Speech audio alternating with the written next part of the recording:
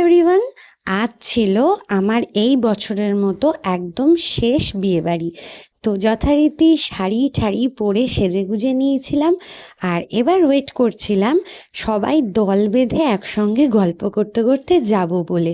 আর হ্যাঁ, সেদিন বিয়েবাড়িতে একটু বউয়ের ছবি তুলতে পারিনি, তবে আজকে কিন্তু সে সুযোগ মিস করিনি, বউয়ের ছবি তুলে নিয়েছি।